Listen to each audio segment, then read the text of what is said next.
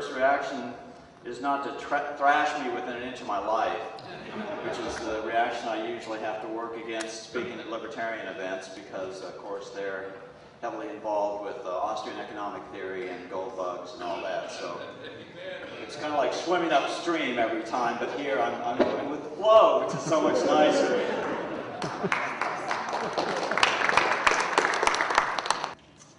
About 15 years ago, this was the pre-9/11 truth time. These conferences were all very patriotic events, pretty much focused on upholding constitutional values. America was the last bastion of freedom, etc., all things that I currently support. I believe this nation is the best hope for changing this debt and money vulture system that hangs like a black cloud over humanity. Back in those days, there were only two monetary reformers out there, me and Byron. There was some older gentleman who always manned a table at the back. I forget, do you remember his name, Byron? He always had Lindbergh's books and Wright Patman and all that. You know who I'm talking about, though? He was the only other guy, you know, who wasn't a hardcore gold bug.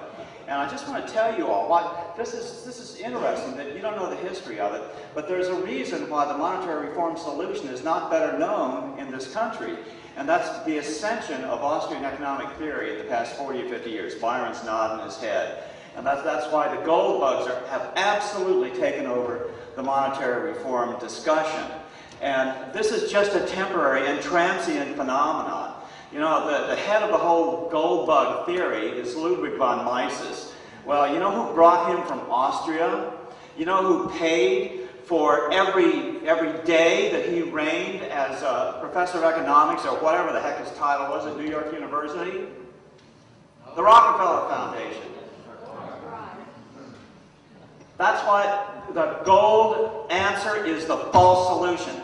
And for the past 15 or 20 years, I've had this vision that we are going to come to a point where we see a serious economic downturn. We just saw a little one a little while ago. We're going to see a serious one. And at that point, the international-based gold-backed money solution is going to be rolled out, and they're going to try to sell it to us. And all I've tried to do with my life in monetary reform is to head them off at the pass at that crisis point and have sufficient people aware that there's another alternative. Because it's going to come. And, okay, that's it.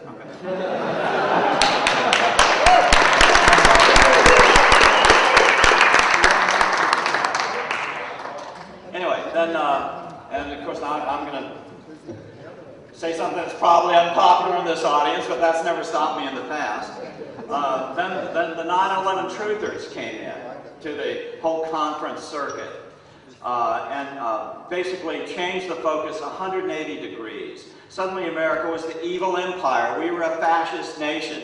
So suddenly, instead of getting no press coverage at these conferences, suddenly Telemundo showed up, the Venezuelan news service. And of course, why do they show up? Because they just eat it up that America's a bad place. And so therefore our system must, you know, the Venezuelan, the communist, the whatever system is a better thing to try. That's what they're all about. And that's what I don't support. And so after hearing so many people talk yesterday, especially that young lady that got up here, I think we should encase that young lady in a plexiglass bubble and just feed her and give her an internet connection. And she can just take over. She's already a lot better spoken than I am.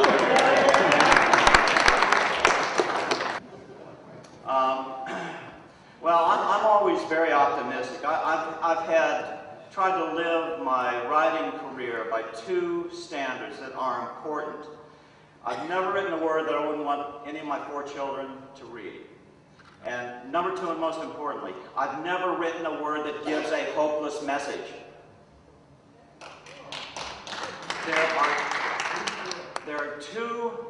These are the 2 worst things that we can do as writers. Our children are the ones who we must inspire to greatness and goodness, or all of our efforts in monetary reform will be gone when we die. And secondly, and most importantly, a hopeless message is the worst possible thing that we can do. Worse than offering the gold standard as a viable solution. Why? Because if people think there is no hope, they will not fight. They will not come to these conferences. You can't inspire a hopeless message. You know, everyone in this room believes that the most important power of the sovereign is the money power. All we have to do is take that back into the hands of we the people, however that plays out. So I've been working on this monetary reform concept a long time, like 30 years. About 17 years ago, I produced The Money Masters, which consistently ranks in the top 25 most watched films on the internet. Okay, so Naomi Prince, a former director at Goldman Sachs, described The Money Masters in Cenista magazine as, quote, doing a superb job of revealing the truth behind the Fed and the powerful global financiers whose self-interest has dictated our banking system from the beginning. Now let's take a look at this guy. Ron Paul is one of the primary problems for us monetary reformers, one of the main reasons that everybody is still so confused. Now, I like Dr. Paul. For years, he's been the voice of anti-Fed forces, but where he goes astray is the solution, the gold solution. We all agree that the problem is that the quantity of money is out of control. Dr. Paul thinks gold is going to fix this. This is my axiom on that topic. It matters not what backs the money. All that matters is who controls the quantity. We've been on a gold-backed money system. We were on a gold-backed money system during the Great Depression. Didn't do a thing for us. All that matters is who is in control. We, the people, have to take back control of the money system, or we're never going to get anywhere.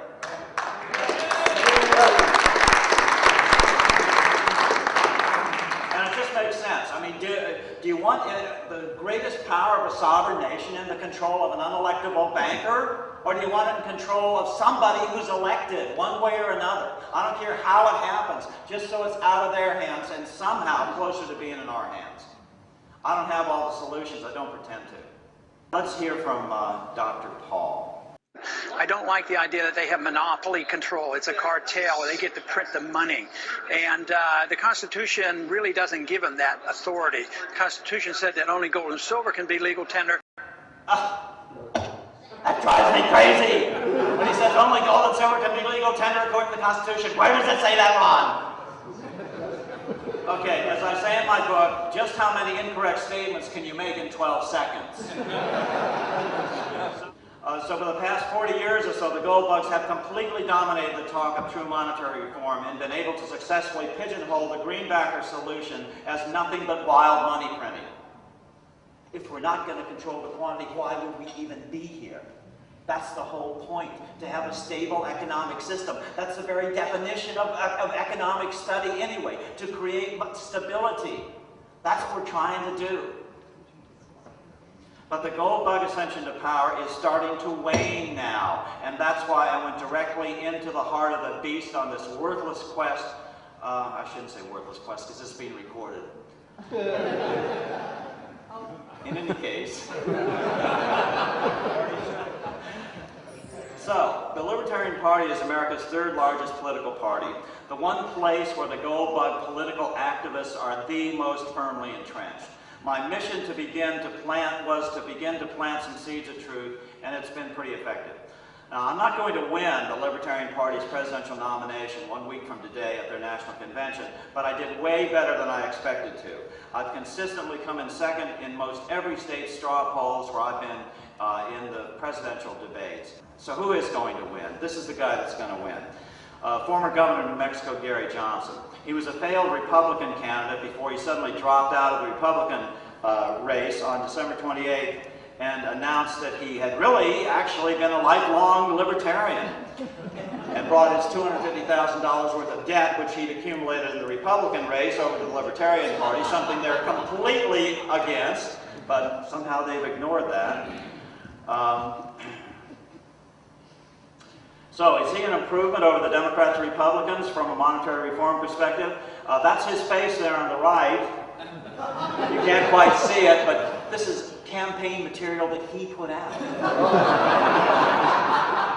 Here's a recording of a radio appearance he made on a Georgia radio station just 2 months ago. Unfortunately for him, my appearance occurred 2 hours after his, and the host said, boy, that guy said some really crazy stuff, and gave me the tape.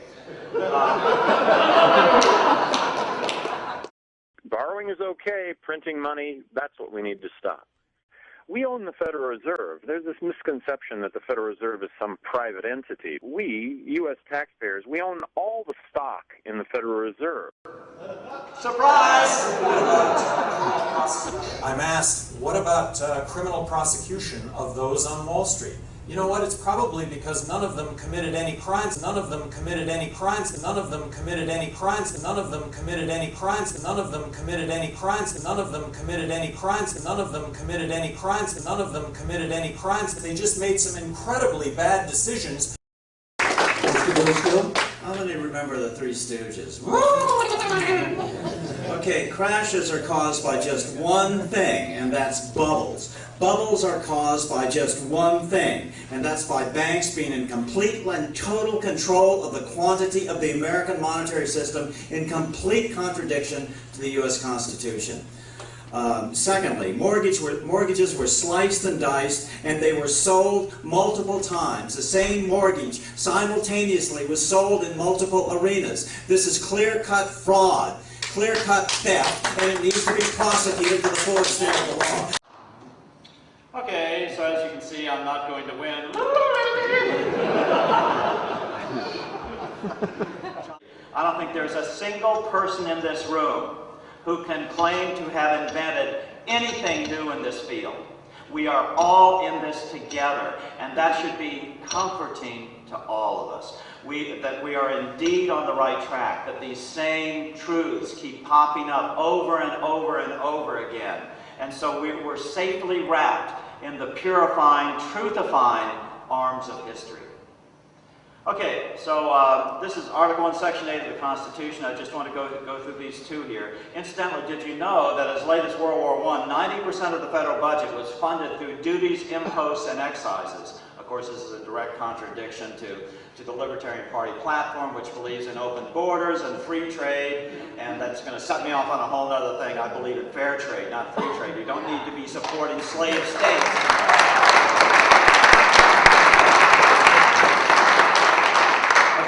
Now let's look at clause number 2. I've got it highlighted in blue there. To borrow money on the credit of the United States. This is the only thing I have against the Constitution, and hey, guess what? I'm in pretty good company. To Thomas Jefferson, clause 2 was the biggest, if not the only, defect he saw in the Constitution. I wish it were possible to obtain a single amendment to our Constitution. I would be willing to depend on that alone for the reduction of the administration of our government. I mean an additional article taking from the federal government the power of borrowing. And consider this. If the federal government could not borrow, they would automatically have to balance their budget.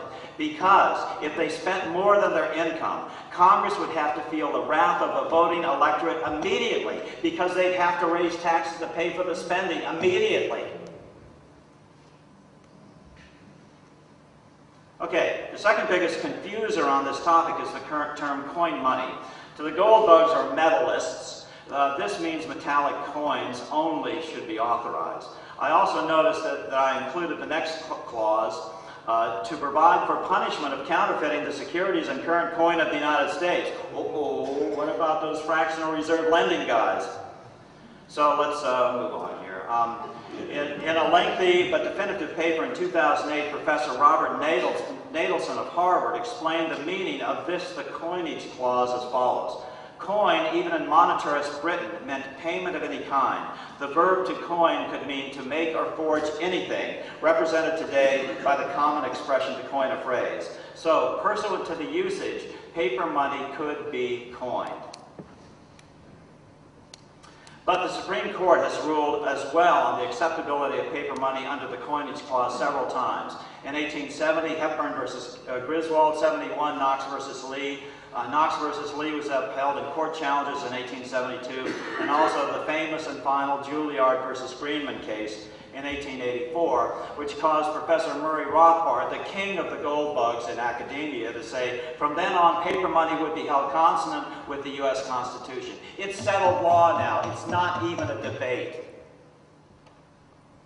Okay, so here's a famous Jackson quote, which, unless you understand the difficulties of the definition of coin, money, this quote is difficult to understand. If Congress has the right under the Constitution to issue paper money, it was given to them to be used by themselves, not to be delegated to individuals or corporations. Truer words were never spoken.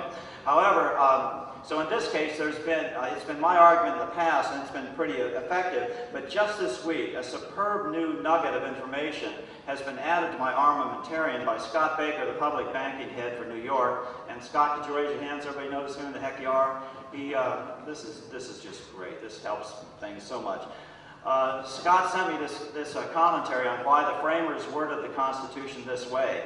On August 16, 1787, the framers' final vote on money powers delisted paper money, lest it excite the opposition of the monopoly-bent moneyed interests, and be used to exploit a general paper money phobia so as not to altogether exclude it. Before voting, Madison obtained firm commitment that the delisting did not disable the government from the use of public notes as far as they could be safe and proper. Public notes, gosh, don't you love the phrase? It just cuts to the heart of what's going on. In other words, here we see that Madison had to compromise with the money masters of his day in order to get the Constitution passed. The intent is clear to those who study these things at length, but easy to obfuscate by those determined to muddy the waters. So this is the first time that I've been able to appreciate the pressures Madison and the other founders faced on the money power. Now let's look at what Dr. Paul is confused about. Article 1, Section 10. Coin money, emit bills of credit, make anything but gold or silver coin a tender in payment of debts. This is what Dr. Paul interprets to mean that only gold and silver can be legal tender. That is such a crude, in my view, and desperately deceptive interpretation of the Constitution that it completely mars Dr. Paul's reputation in history going forward. He completely ignores that this is a prohibition for the states alone. The problem this tried to remedy was that state banks were issuing their own fiat banknotes without any sort of regulation. No one in Virginia knew the value of state banknotes from New Hampshire. The idea was to federalize money in an effort to regulate the value thereof. And besides, has any state ever paid its debts in gold or silver coin alone? Dr. Paul and his followers should hang their heads in shame for this deliberate misquoting of the Constitution. Another interesting item Scott Baker sent me was this impressive petition, which all of you should consider signing, calling for Congress to reissue debt-free notes. I do have one problem with the wording, however, and the favorable mention of the Kucinich and Conyers bill, the NEED Act, H.R. 2990. Other than that, it looks to be something good that we all should be supporting. Of course, that's very minor. Now I want to go into this Kucinich bill. It does advocate the use of greenbacks, debt-free government-issued money in the public interest. However, the bill has some severe flaws. In this bill, the monetary authority, the body which has within its authority levers of power, which the Fed currently has to control the quantity of money, is way not democratic enough. Power is way too consolidated. This is the most important power of a sovereign nation, and it must be deconsolidated to the maximum extent that's politically practical. Here's the act. In Section 302, it states that the monetary authority will be under the Secretary of Treasury. My comments are in blue. Is anybody comfortable with this, being under the Secretary of Treasury? I'm certainly not. Even despite the subsequent enhancements in Sections B and C, and this is the Kucinich Act, remember, trying to be more specific, I'm completely uncomfortable with this. This is a power choke point in this bill that is completely unnecessary over-consolidation of power. The second problem is the composition of the monetary authority. 9 members appointed by the President to staggered terms. This is exactly how the Federal Reserve Board of Governors is constituted and makes them completely non-democratically selected by the President. And the President even designates the chairperson. Again, my comments are in blue. This is all right out of my book. But I look forward to talking to people about this later today.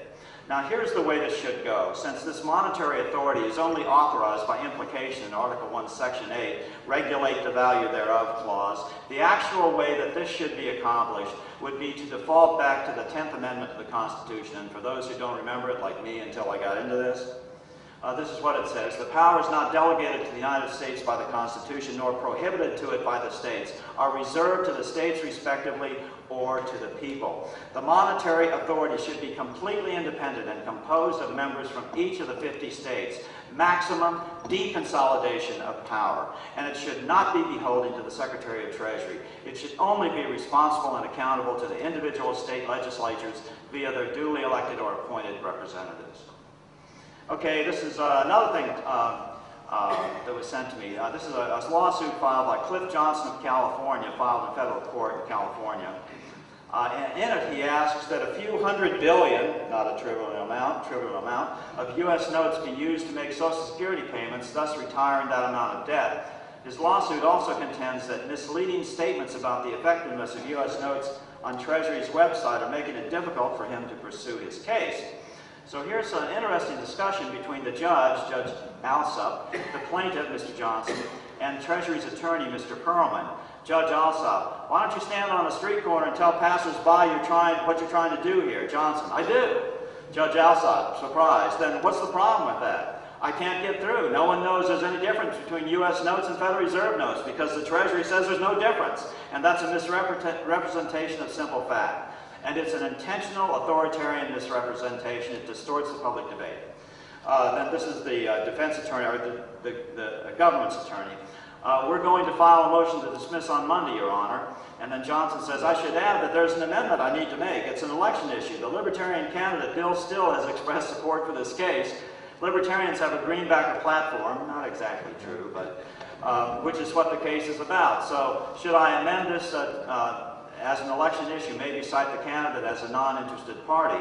On hearing this, the Libertarian candidate had expressed interest in the case. Alsop's eyebrows raised and he suddenly got professional. Johnson said that he believes the judge would have dismissed the case without my name having been brought into the suit, so perhaps this has done some good. Okay, now let's look at tungsten and gold bars.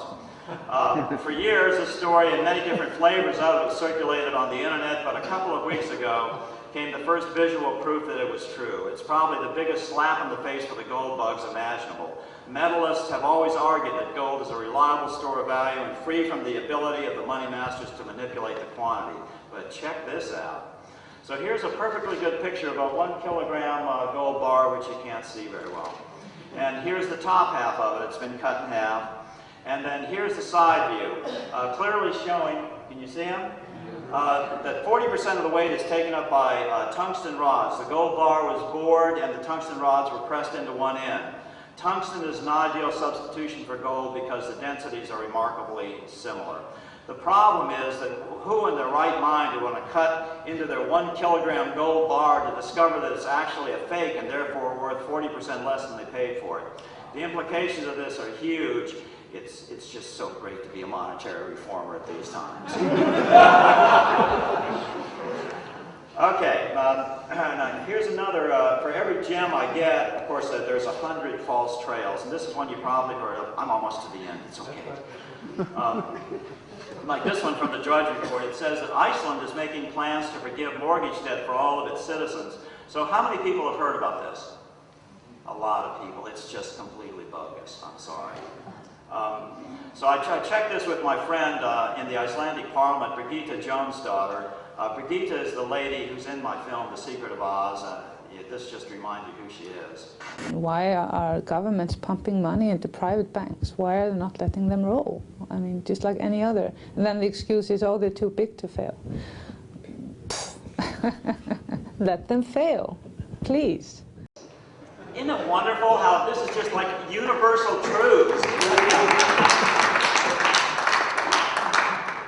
Okay, so here's her email back to me. Dear Bill, I'm sorry to say that this must be some sort of joke. I'm gathering facts versus fiction in order to respond to this, and we'll post it on my blog this week. Now remember, this Birgitta is the leader of the anti-IMF forces in Iceland, the leader of the Icelandic protest movement, which goes out and surrounds people's houses who are about to be foreclosed on with human chains. And this is stock foreclosures in the past. She would certainly know it, that this was the truth. This is the person to go to. But then she says something else very interesting.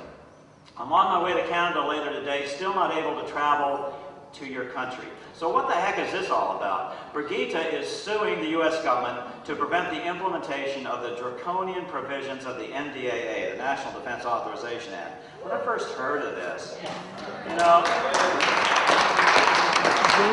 when I first heard of this, I just thought it wasn't true. I thought it couldn't be true. How could they possibly do that? And so I just ignored it for the first month. But eventually, oh, this is true? And why haven't they had a special session of Congress just to repeal the doggone thing? Why haven't they? I don't get it. So to go on with Brigitte's comments, I felt under direct threat when NDAA was passed. I've not been able to travel to the U.S. for more than a year under advice from the Icelandic State Department. Basically, what the NDAA means is that the U.S. military can put anyone anywhere under suspicion of being a terror threat or an associate and detain you forever without ever having access to a lawyer or a court. Us too. I know, but Anyone. it's even more scary if you're not from the United States. I mean, you know, all your family's back in another place. So that begins us with the NDAA. This week, the NDAA nullification law finally took effect in Virginia.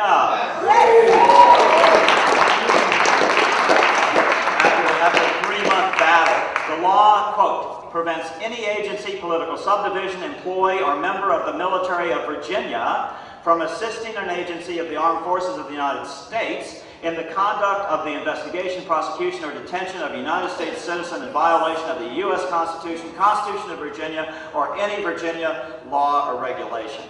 The bill was passed with an unprecedented, overwhelming vote of 89 to 7 in the House and 36 to 1 in the Senate, and then the governor drug his feet for 2 months, not unwilling to sign it because he's on some Obama commission.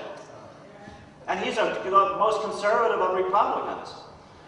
This was led by the hero of this thing is Bob Marshall. I know him. I've known him for a long time. We refer to him as Virginia's greatest living legislator. He's a conservative Republican. He's right on everything. That's all I can say.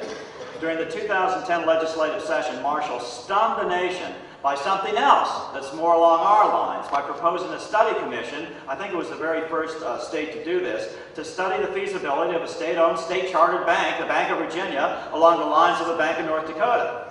The measure was tabled, but this year Marshall introduced it again. This time it's named H.R. 12, and that's it. Unfortunately, a subcommittee called the House Assigned Rules Subcommittee tabled the bill again, killing it for this year. Marshall, incidentally, is seeking the Republican nomination for U.S. Senate Virginia this year, running in the Republican primary against former Senator George Allen.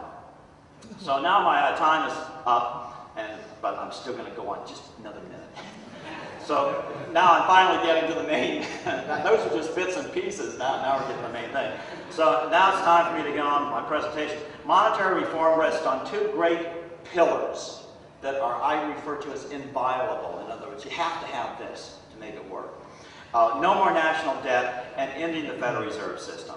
Public banking is a great adjunct to these because it deconsolidates the money power by pushing it down to the states as per the 10th Amendment. When in doubt about anything in this arena, I always go back to voting for deconsolidation of power. You'll never see people rioting in the streets, oh, the government doesn't have enough power. No, it's always the other way around. So this is how big this $500 billion interest on the debt figure is. Ellen, I believe, quoted $440 billion. I think the CBO just said in this FY we're going to see $540 billion in interest payments on the national debt alone. How big is that number? We only spend $19 billion on all of NASA, $7 billion on National Science Foundation, $20 billion on the CIA. Just these listed, that's only $160 billion. And yet we're paying $500 billion a year in interest on the national debt, something that is entirely unnecessary. Okay. This $500 billion, that's equal to the entire discretionary budget of Congress. This is how big that number is. And now, according to the CBO, in 2020, that will exceed $1 trillion a year. Just interest on the national debt alone, something that is entirely unnecessary. Okay, so the national debt equals loss of democratic control. The borrower is servant to the lender, according to Proverbs. Yesterday, we heard several presenters call this autocracy, but you know, there's really a better word for it, and that word is plutocracy, ruled by the rich. This is what the entire last 1,000-year march of humankind has been all about. How to create political systems that will allow the majority to escape serfdom. That's what this has been all about. The Magna Carta, the Charter of Liberties before that, right down to the U.S. Constitution. We are rapidly devolving back into this plutocratic state, and no matter what your political perspective is, everyone worldwide senses this. They're completely confused about what to do about it. You know, if you had an illegal enterprise, a fraudulent enterprise, that raked in multi-trillions of dollars per year, you could afford to spend a couple of $1 billion on PR just to keep people confused. And that's exactly what's going on. The mainline libertarian position, which just drives me nuts, is that government is too corrupt to fix the problem. Half the Libertarian Party are these anarchists. You know, they think a government just won't work. And I go, well, you've got a political party, and you're going to have national conventions and try to elect president candidates, but you don't believe in government. It's true. It's true. It's just they've got no place else to go, so they went to the Libertarian Party. But they're never going to let me back into a convention. But anyway, I say government is all we've got. It's the only thing, by corporately banding together, we the little people can possibly, through the rule of law, fight successfully against the money masters and continue this path towards freedom and away from serfdom. That's what this is all about. This is probably my favorite quote. This is Gouverneur Morris, one of the main writers of the Constitution. It really hits the nail exactly on the head on the relationship between us, the little guys, and them, the rich people. The rich will strive to establish their dominion and enslave the rest. They always did, they always will. They will have the same effect here as elsewhere if we do not, by the power of government, keep them in their proper spheres.